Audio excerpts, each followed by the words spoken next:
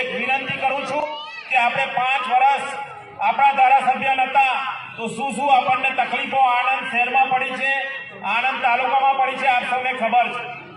પાકિસ્તાન અને ભારત જ્યારે બંને દેશ જુદા પડ્યા ત્યારે આપણા દેશમાં મુસ્લિમોની સંખ્યા 12% હતી।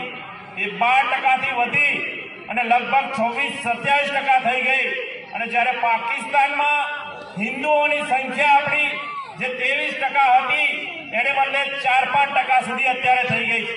તમે વિચારો કે ત્યાંથી હિન્દુઓને ગમે તે કરીને કાઢી મૂક્યા, ત્યાં કતલેઆમ થઈ, પરંતુ ભારત દેશમાં દરેક સમાજના હિન્દુઓએ એ રીતનું કોઈ પણ કૃત્ય કર્યું નહીં।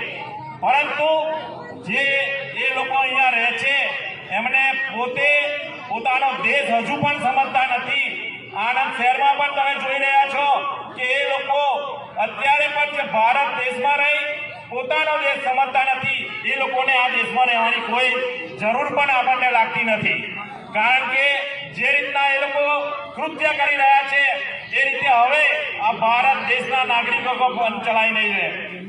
આપ સૌ જાણો છો કે અસાન ધારો પણ આણંદ જિલ્લામાં જ્યારે સાંસદ તરીકે ચૂંટાયો અને અહીંના સૌ હિન્દુ સમાજના આગેવાનો ઇન્દ્રજીતભાઈ પણ આપણા સામેલ છે, એ પણ મારી ઓફિસે આવ્યા હતા અને એમને મને જણાવ્યું કે આ રીતનો જે વર્ગ છે એ આપણા હિન્દુ સમાજમાં આવી 1-2 મકાન ખરીદી અને આપણા હિન્દુ સમાજને હેરાન કરે છે।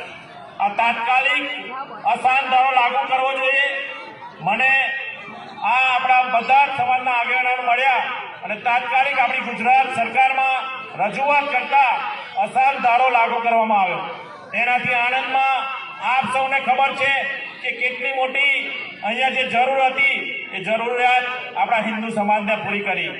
આપણે સૌએ અત્યારે પણ જે તકલીફો આપણે વેઠી રહ્યા છે